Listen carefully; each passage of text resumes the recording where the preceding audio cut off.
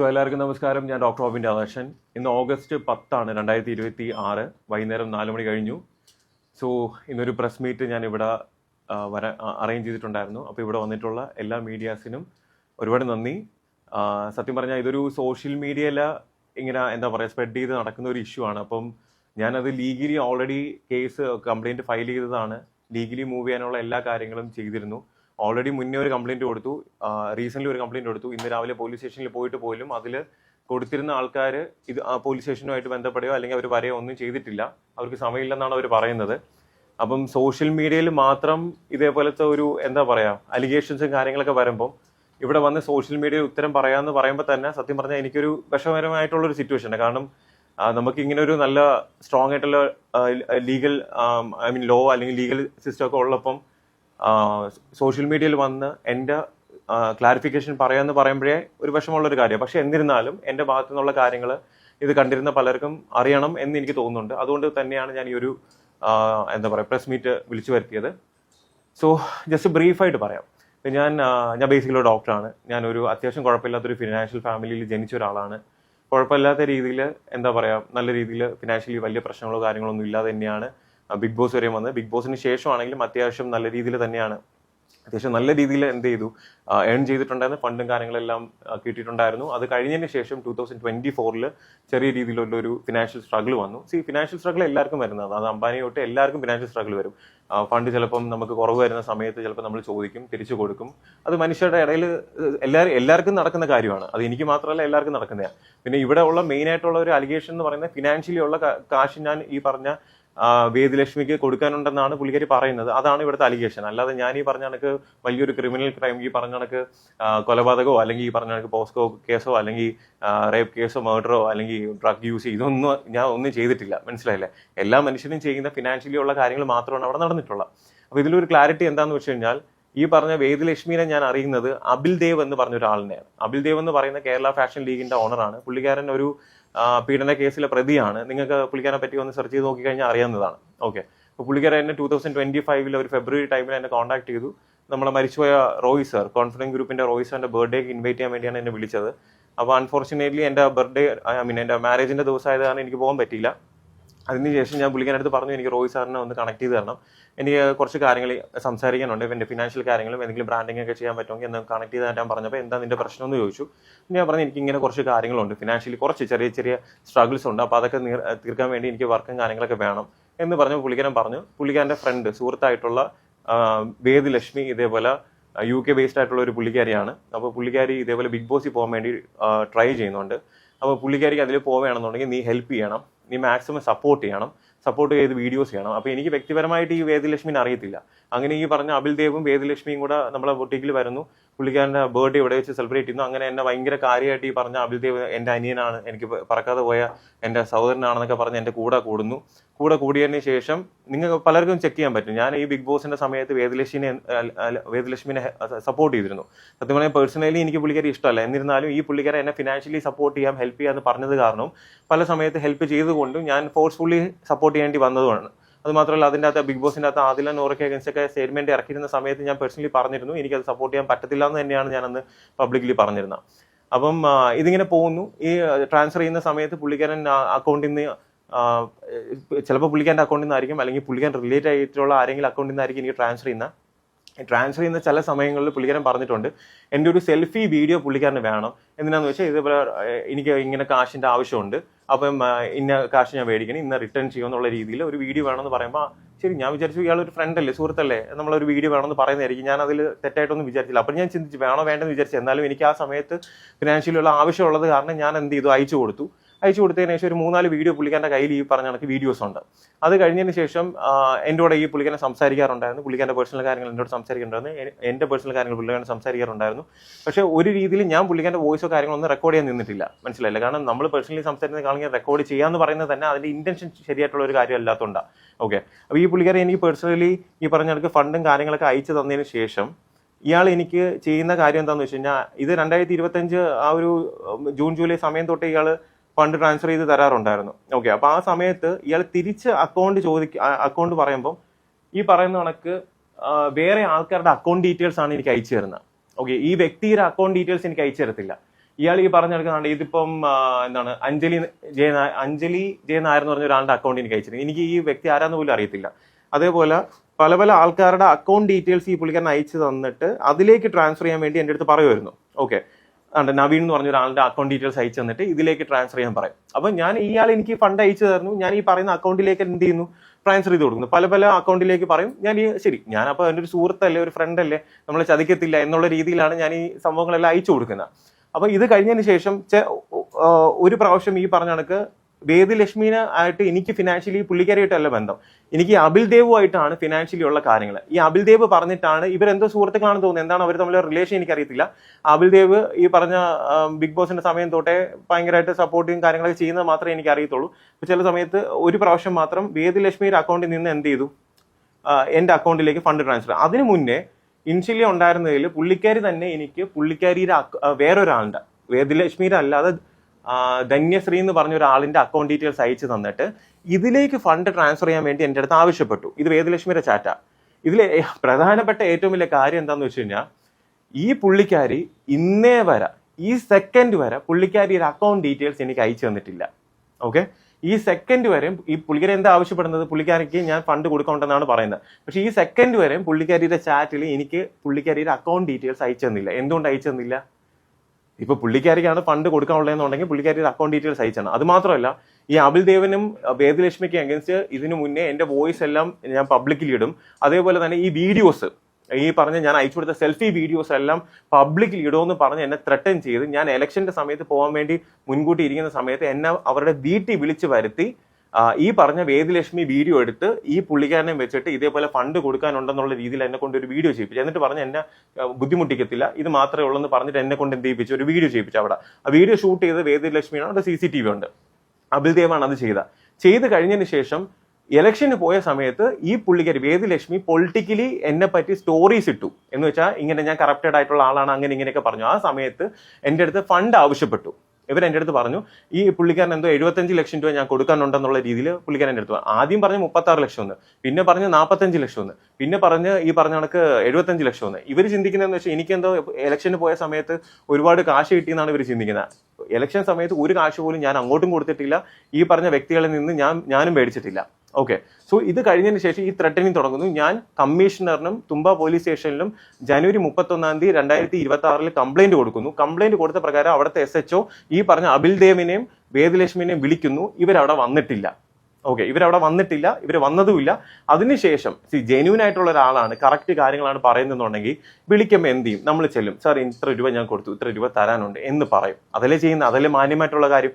ഞാനാണെങ്കിൽ അങ്ങനെ ചെയ്തത്, ഞാൻ വന്ന് സോഷ്യൽ മീഡിയയിലല്ല ചെയ്യുന്നത്, ഞാൻ ആദ്യമേ പോയി കംപ്ലൈന്റ് കൊടുക്കുക ചെയ്താൽ, മനസ്സിലായില്ല, അത് എന്റെ ഭാഗത്ത് ശരിയുള്ളതുകൊണ്ട് തന്നെയാണ്. അപ്പൊ അത് കഴിഞ്ഞതിന് ശേഷം ഈ പറഞ്ഞ കണക്ക് തുമ്പ പോലീസ് സ്റ്റേഷൻ വിളിച്ച് ഇവരാരും വന്നില്ല, ഇവരാരും അതിന് റെസ്പോണ്ട് ചെയ്തില്ല, ഒന്നും ചെയ്തില്ല. അതിനുശേഷം ഞാൻ ഇലക്ഷന് പോയി. ഇലക്ഷന് ശേഷം എൻ്റെ അമ്മയ്ക്ക് വയ്യാണ്ടായി, ഇലക്ഷൻ സമയത്ത് എൻ്റെ അമ്മയ്ക്ക് വയ്യാണ്ടായി. 2-3 മാസം എൻ്റെ അമ്മയുടെ കാര്യമായിട്ട് തിരക്കിലായിരുന്നു, ട്രീറ്റ്മെന്റ് കാര്യമായിട്ട് തിരക്കിലായിരുന്നു. കഴിഞ്ഞ ജൂലൈ 3 എൻ്റെ അമ്മ മരണപ്പെട്ടു. അത് കഴിഞ്ഞതിന് ശേഷം ഞാൻ തിരിച്ച് ഈ പറഞ്ഞ കണക്ക് സോഷ്യൽ മീഡിയയിൽ ആക്റ്റീവ് ആകാൻ തുടങ്ങി. ഈ പറഞ്ഞ കണക്ക് വീഡിയോസ് ചെയ്യാൻ തുടങ്ങിയതിന് ശേഷം തിരിച്ച് ഇവരുടെ ത്രെട്ടനിങ് വീണ്ടും തുടങ്ങി. ഈ ഇലക്ഷൻ കഴിഞ്ഞ് റിസൾട്ട് വന്നതിന് ശേഷം ഈ വ്യക്തി ഇവരെന്താ ചെയ്യുന്നത്, ഇവരുടെ ടീം ഓഫ് ഇത് എങ്ങനെയാന്ന് വെച്ച് കഴിഞ്ഞാൽ, ഇവർ വിളിച്ച എൻ്റെ ബ്രാൻഡിങ്, ഞാൻ ബ്രാൻഡ് അംബാസഡർ പല സ്ഥാപനത്തിന്റെ, ഈ ബ്രാൻഡിങ് ഉള്ള സ്ഥലങ്ങളിലെല്ലാം വിളിച്ചിട്ട് ഇതേപോലെ ഞാൻ ഫണ്ട് കൊടുക്കാനുണ്ടെന്ന് പറഞ്ഞ് എൻ്റെ വർക്ക് എന്ത് ചെയ്യുക, മുടക്കുക. അതേപോലെ തന്നെ ഈ പറഞ്ഞ കണക്ക് ഇലക്ഷൻ സമയത്ത് ജനറൽ സെക്രട്ടറി, നമ്മൾ BJP ജനറൽ സെക്രട്ടറിയുടെ അടുത്ത് വിളിച്ചിട്ട് ഇതേപോലെ ഞാൻ ഫണ്ട് കൊടുക്കാനുണ്ടെന്ന് പറഞ്ഞിട്ട് എന്നെ പറ്റി പറയുക.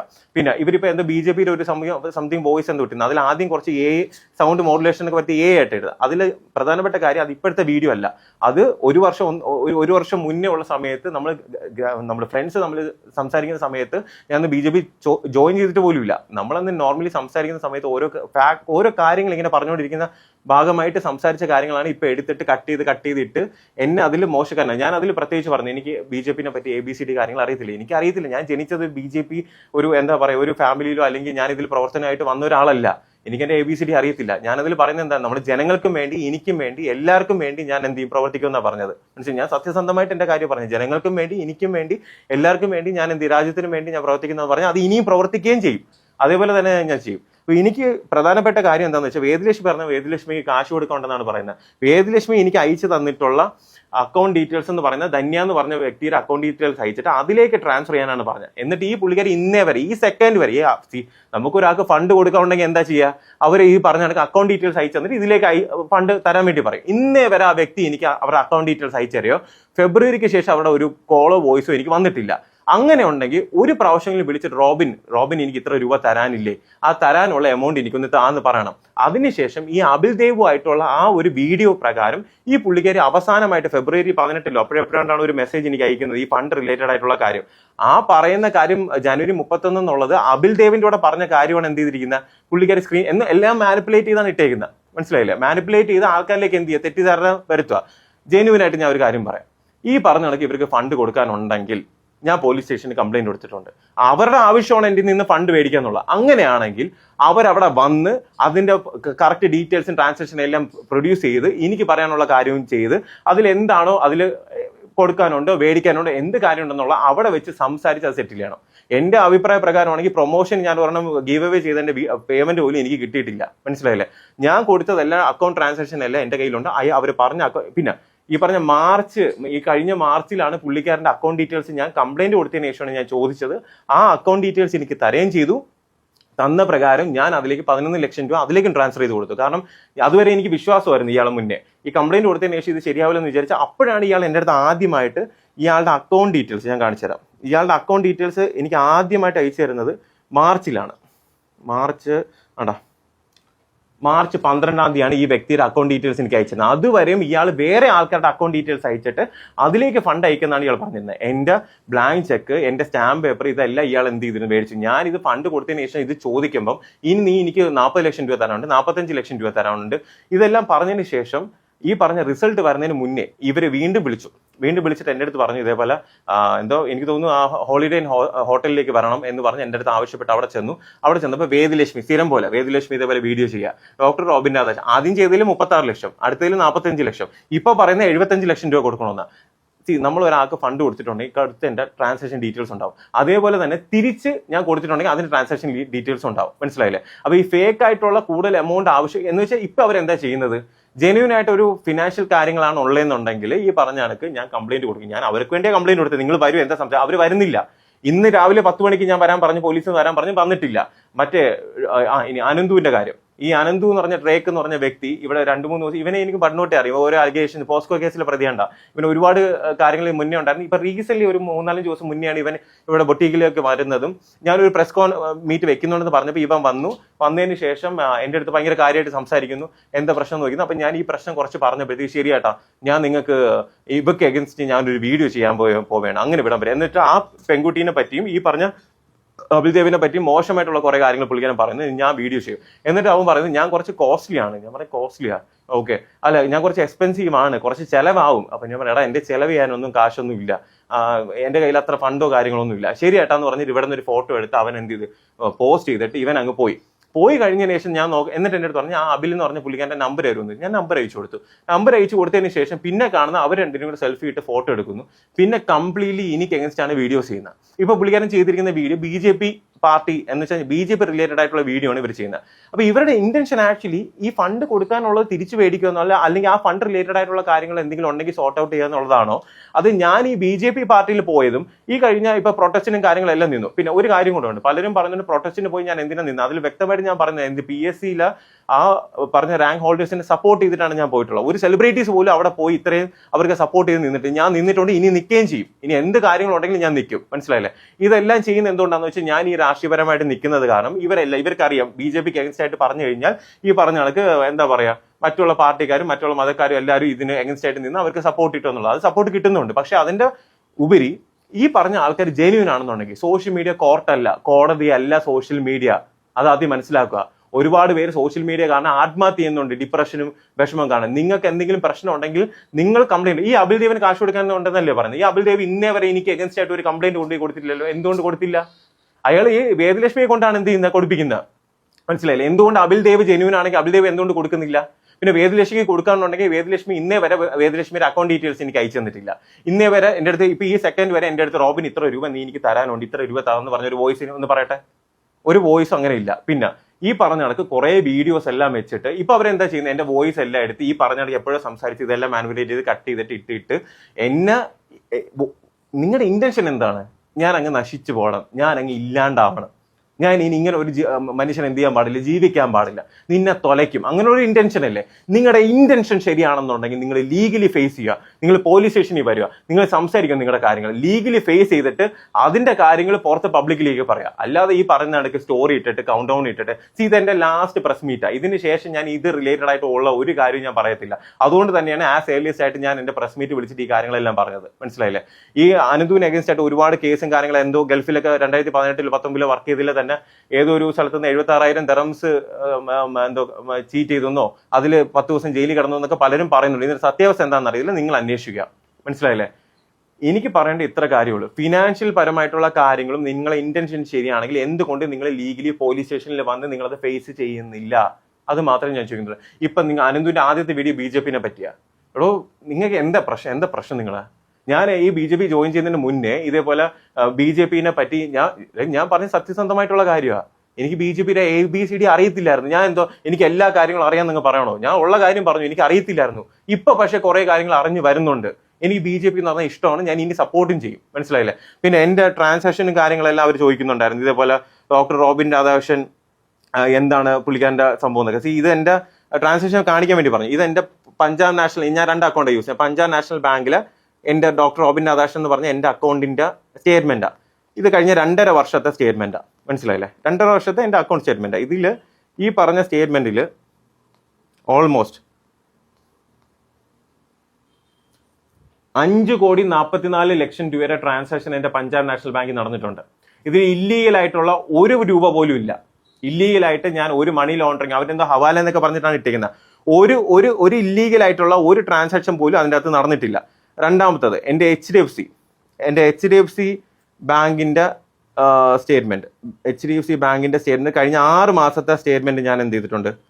ഒരു മിനിറ്റ്, അതും കൂടെ ഒന്ന് ഓപ്പൺ ആക്കി ലൈവായിട്ട് പാസ്വേഡ് കൊടുത്തു. ഓക്കെ, ഇതെന്റെ HDFC ബാങ്കിന്റെ സ്റ്റേറ്റ്മെന്റാ. കഴിഞ്ഞ 6 മാസത്തെ സ്റ്റേറ്റ്മെന്റാ. ഈ 6 മാസത്തെ സ്റ്റേറ്റ്മെന്റിൽ 6 മാസത്തിൽ 1,10,00,000 രൂപ അടുപ്പിച്ച് ട്രാൻസാക്ഷൻ നടത്തിയിട്ടുണ്ട്. മനസ്സിലായില്ലേ? ഇതിലൊന്നും 1 രൂപ പോലും ഇല്ലീഗലായിട്ടോ മണി ലോണ്ടറിങ്ങോ ഹവാലയോ ഒന്നും ചെയ്തിട്ടുള്ള ഫണ്ടുകളല്ല ഇത്. മനസ്സിലായില്ലേ? ഞാൻ പ്രോപ്പറായിട്ട് IT-യും കാര്യങ്ങളെല്ലാം ഫയൽ ചെയ്ത് പോകുന്ന ഒരാളാണ്. പിന്നെ രണ്ടാമത്തെ ഒരു കാര്യം, ഇവരുടെ ഇന്റൻഷൻ എന്ന് പറഞ്ഞാൽ ഡോക്ടർ റോബിൻ രാധാകൃഷ്ണനെ നശിപ്പിക്കുക എന്നുള്ളതാണ്. നിങ്ങൾ ആ പാറ്റേൺ ഒന്ന് നോക്കിയേ. മീറ്റ് ഡോക്ടർ റോബിൻ രാധാകൃഷ്ണൻ എന്ന് പറയുന്നു, അവിടെ ഒരു ലേഡി ഇതേപോലെ വീഡിയോ ഇടുന്നു, അതിനെ സപ്പോർട്ട് ചെയ്ത് ഇവരിത് ചെയ്യുന്നു. നിങ്ങൾ എന്തുകൊണ്ട് സോഷ്യൽ മീഡിയനെ ഒരു കോടതിയാക്കുന്നു? എന്തിനാണ് ജനങ്ങളിലേക്ക് ഇത് എത്തിച്ചിട്ട് എന്താണ്? ഞാൻ ഈ പറഞ്ഞാണെങ്കിൽ BJP-ന്ന് ഇതെല്ലാം കേട്ട് കഴിഞ്ഞാൽ BJP-ന്ന് എന്നെ ഒന്ന് പുറത്താക്കുമെന്നാണോ നിങ്ങൾ വിചാരിക്കുന്നത്? അല്ലേ? ഇതാണോ നിങ്ങൾ വിചാരിക്കുന്നത്? ഇനി അങ്ങനെ ഒരു ഡിസിഷൻ അവർ എടുക്കേണ്ടി വന്നാലും വിത്ത് റെസ്പെക്ട്ഫുള്ളി ഞാൻ പറയാണ്, എനിക്ക് BJP പാർട്ടീനെ ഇഷ്ടമാണ്. ഞാൻ മനസ്സുകൊണ്ടാണെങ്കിലും ഞാൻ അവസാനം വരെ ഞാൻ ഒരു BJP-കാരനായിരിക്കും. നമ്മുടെ രാജ്യത്തിന് വേണ്ടി എന്ത് കാര്യം നല്ലത് ചെയ്യണമെന്നുണ്ടെങ്കിലും ഞാൻ ചെയ്യും. മനസ്സിലായില്ലേ? പിന്നെ ഞാൻ അത്ര വലിയ പെർഫെക്റ്റ് ആയിട്ടുള്ള ആളൊന്നുമല്ല. ഞാൻ ബിഗ് ബോസിൽ പറഞ്ഞാണെങ്കിൽ ഞാൻ പോസിറ്റീവും നെഗറ്റീവും ചേർന്നിട്ടുള്ള ഒരു പച്ചയ മനുഷ്യനാണ്. എനിക്ക് നല്ലവനായി ഉണ്ണിയായിട്ട് അഭിനയിക്കാൻ അറിയത്തില്ല. മനസ്സിലായില്ലേ? റിയാക്ട് ചെയ്യേണ്ട സ്ഥലത്ത് റിയാക്റ്റും ചെയ്യും, പറയേണ്ട കാര്യങ്ങൾ പറയുകയും ചെയ്യും. ഇപ്പോഴും ഞാൻ പറയാണ്, ഈ പറഞ്ഞ കണക്ക് സോഷ്യൽ മീഡിയയിലുള്ള ഈ അലിഗേഷൻസ് കാര്യങ്ങളും നിങ്ങൾക്ക് എന്ത് കാര്യം ഉണ്ടെങ്കിലും സോഷ്യൽ മീഡിയയിൽ ഈ പറഞ്ഞ കണക്ക് നിങ്ങളൊന്ന് ആലോചിക്കുക. ഒരാളിന്റെ വോയിസ് സംസാരിച്ച സമയത്ത് പേഴ്സണലി പണ്ടെപ്പോഴും ചെയ്തെടുത്തിട്ട് ഇപ്പൊ വന്ന്, അപ്പൊ അവരുടെ ഇന്റൻഷൻ എന്തായിരുന്നു? ഇവരെന്തിനാണ് എൻ്റെ അടുത്ത് വന്നത്? അല്ല, ഞാൻ ചോദിക്കുക, എന്തിനാണ് ഇവരുടെ ഇന്റൻഷൻ? എന്താണ്? എന്നെ നശിപ്പിക്കുക എന്നുള്ളത് മാത്രമാണ്. മനസ്സിലായില്ലേ? സോ അത് അവരിപ്പോ ചെയ്തുകൊണ്ടിരിക്കുന്നുണ്ട്. ഇനി നിങ്ങൾ ജെന്യുവൻ ആണ്, ഈ പറഞ്ഞ അനന്തും ഈ പറഞ്ഞ ലക്ഷ്മിയും അബിൽദേവും ഇവർ 3 പേരും ഉണ്ട് കേട്ടോ. ഇവർ 3 പേരും ജെന്യുവൻ ആണെന്നുണ്ടെങ്കിൽ വന്നിരുന്ന് കാര്യങ്ങൾ ലീഗലി ഫേസ് ചെയ്യും. ഞാൻ റെഡിയാണത്. ഞാനല്ലേ നിങ്ങൾക്ക് വേണ്ടി കംപ്ലൈന്റ് കൊണ്ടുകൊടുത്തത്? നിങ്ങൾ എന്തുകൊണ്ട് ഇന്ന് വന്നില്ല? നിങ്ങൾ വിളിച്ചതല്ലേ 10 മണിക്ക് വരണമെന്നുള്ളത്? എന്തുകൊണ്ട് നിങ്ങൾ വന്നില്ല? നിങ്ങൾ ജെന്യുവൻ ആണെങ്കിൽ വരത്തില്ല. ലക്ഷ്മി പറയുന്നുണ്ടായിരുന്നു ഇതേപോലെ പുള്ളിക്കാരിക്ക് സമയമില്ല, വരാനായിട്ട് സമയമില്ല, ഞാൻ ഇതിനൊന്ന് ഫേസ് ചെയ്യാം. പക്ഷെ ഇന്ന് സ്റ്റോറി ഇട്ടിട്ടുണ്ട്, എന്റെ വക ചായയും പരിപ്പ് വടയും ഉണ്ടാവും after press meet, don't leave leave എന്ന് പറഞ്ഞിട്ട് press meet happening at 4 PM എന്ന് പറഞ്ഞിട്ട് സ്റ്റോറി ഇട്ടേക്കുന്നത്. അപ്പൊ ഇവിടെ വരാനുള്ള സമയം ഉണ്ടെങ്കിൽ തൊട്ടപ്പുറത്തുള്ള ഈ പറഞ്ഞ പോലീസ് സ്റ്റേഷനിൽ പോകാനുള്ള സമയം പുള്ളിക്കാരിക്കില്ല. അപ്പൊ എന്താണ് ഇന്റൻഷൻ? പുള്ളിക്കാരി എന്തോ ഭയങ്കര സംഭവം പ്രശ്നങ്ങളൊക്കെ കാര്യങ്ങളും എന്തോ കുറെ വർക്കും കാര്യങ്ങളൊക്കെ ഉണ്ടെന്നാ പറഞ്ഞത്. പക്ഷെ ഇവിടെ 4 മണിക്ക് വരാനുള്ള എല്ലാ കാര്യങ്ങളും പുള്ളിക്കാരിക്കുണ്ട്. അപ്പൊ തൊട്ടടുത്തുള്ള പോലീസ് സ്റ്റേഷൻ ഇത് റിലേറ്റഡ് ആയിട്ട് വരാൻ നിങ്ങൾക്ക് താല്പര്യമില്ല. ഇവർക്ക് ആദ്യമായിട്ട് അബിൽദേവനും ലക്ഷ്മിക്കും അഗൻസ്റ്റ് കേസ് കൊടുക്കുന്നത് ഞാനാണ്. ജനുവരി 31 അന്ന് കമ്മീഷണർ, ട്രിവാൻഡ്രത്തെ കമ്മീഷണറിനും തുമ്പ പോലീസ് വിളിച്ചിട്ട് വന്നില്ല. ഇപ്പോഴും അതേപോലെ ഞാൻ കൊണ്ടുപോയി കംപ്ലൈന്റ് കൊടുത്ത് വിളിച്ചിട്ട് വന്നില്ല. പിന്നെ എനിക്ക് ഫിനാൻഷ്യലി ബുദ്ധിമുട്ടുണ്ടായിട്ടുണ്ട്. എന്നെ ഒരുപാട് പേര് സഹായിച്ചിട്ടുണ്ട്. എന്റെ വൈഫ് എനിക്കൊരു ഭയങ്കര സപ്പോർട്ടിംഗ് സിസ്റ്റം ആയിട്ടാണ് എന്റെ കൂടെ നിന്നിട്ടുള്ളത്. എന്നെ ഒരുപാട് ഹെൽപ്പ് ചെയ്തിട്ടുണ്ട് പുള്ളിക്കാരി, മനസ്സിലായില്ലേ? ആവശ്യമില്ലാതെ ഒരുപാട് പേര് പുള്ളിക്കാരെ ബ്ലെയിം ചെയ്യുന്നുണ്ടായിരുന്നു. അത്രയും സപ്പോർട്ടിംഗ് ആയിട്ട് എന്റെ കൂടെ നിന്ന് എനിക്ക് ആവശ്യങ്ങളുള്ള സമയത്തെല്ലാം ഫിനാൻഷ്യലിയും എല്ലാ രീതിയിലും എനിക്ക് മെന്റൽ